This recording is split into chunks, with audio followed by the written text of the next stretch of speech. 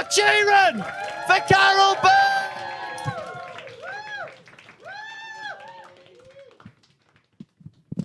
Hello. That was nice, thank you. I feel like I have to start by warning people that I'm still very new to stand-up. I only got into it recently because I thought it might be a fun way to like meet new people, maybe make some new friends, because I don't have many friends. So, oh, thank you. Yeah. I say that I do have 1, 2, 3 friends. I don't want to brag, but until recently, I had 4 friends. So yeah.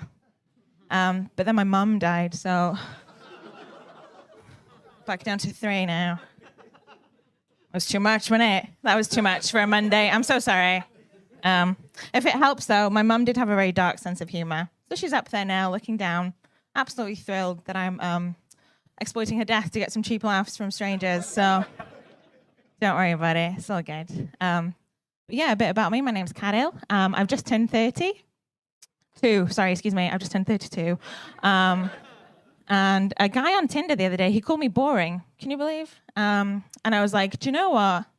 Fair enough. I am a bit boring, actually, as it turns out. But I think it's only because instead of a personality, God gave me massive tits. So it's fair enough, isn't it? But, you know, people think that having big boobs is like this great, amazing thing. And, like, to be honest with you, it is, yeah. It's brilliant. It's so much fun. But, you know, like with most things, there are good and bad things. Like, I haven't had eye contact from a man in about 15 years. But there are some bad things as well. Like, thanks. Growing up was tough in secondary school. I had a lot of nicknames. They used to call me Pamela Anderson because I had hepatitis.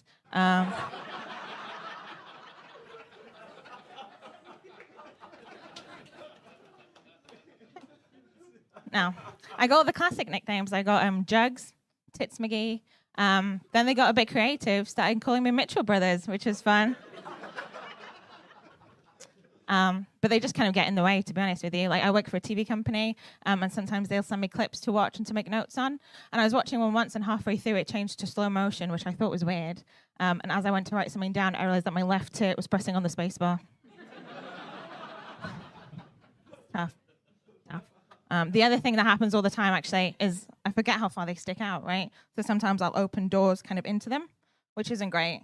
But it's usually the fridge door, and I have a little snack afterwards, so it's not too bad. Yeah, I have been trying to date a little bit more. Online dating is fun. If your idea of fun is getting sent pictures of dicks you didn't ask for, and weirdly, constantly debating whether pineapple belongs on a pizza. I don't know if you've noticed this, but boring guys, they'll put in their Tinder bios, they're like, pineapple and pizza, thoughts? And honestly, listen, I don't have any. I don't give a fuck. Like, who gives a shit what you eat in your pizza? Do you know what I mean? Maybe mention if you're a Tory, but what you have in your pizza is none of my fucking business. Do you know what I mean? Do you like pineapple in your pizza? I'm shouting at you now. I'm so sorry. I really hate talking about. What was your name? Sorry. Nice to meet you, Chris. Do you like pineapple in your pizza? Well, yeah, exactly. Let's not talk about it. Do you know what I mean? I don't care. Sorry for shouting at you. I feel bad. The problem is, right, I got my period the other day. I won't go into too much detail. Don't worry, Chris. You can unclench. But I was having really bad cramps, right? And I was like, oh God, this uterus. I don't know. But then I realized that some women have, you know, like a uterus and a womb and ovaries, all these things that men don't have. And I was like, well, what do men keep here instead, right? And that's when I realized that this is where men keep the audacity.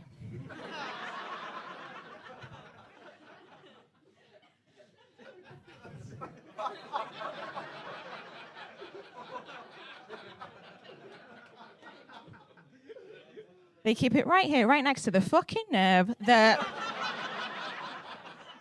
some men just have, don't they? Just built in. But let me give you an example of a guy having the fucking nerve, right? Because I've realized I don't really go on dates. You still going with that? I mean, it's funny because it's true, isn't it? Yeah. But I realized I don't really go on dates to like find a boyfriend these days. Now I go on dates that I can make my married friends feel better about their relationships, you know? Because if they're going through a rough patch, I'm like, we'll stick with it because there's fuck all else out here. It was just coincidence that I pointed this way, I promise. But because they're like, oh, but Carol, he keeps loading the dishwasher wrong. And I'm like, I'll stop you there. Let me tell you about the last date I had with a guy who lives in a van and once proudly told me about the time he ate a gecko. Now, why the fuck would he eat a gecko, right? Good question, Chris. Thanks for asking. Let me tell you. It was when he lived in Australia. And apparently, over there, geckos will walk into the house kind of like spiders do over here. Is that true, Tash? Okay, cool, thanks.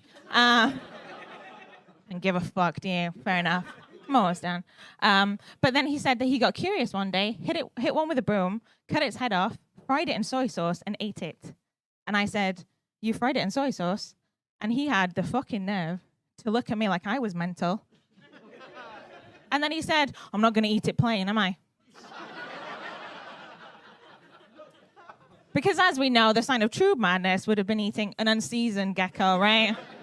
That would be weird. But the worst part about that story is that after he told me that, I went on 2 more dates with him. So, and then he ended it with me. So, just in case you were wondering, guys, that's how much of a catch I am. That man will eat an actual lizard, but he won't eat my... Forget it. That's nasty. My name's Carol Burke. Thanks for listening.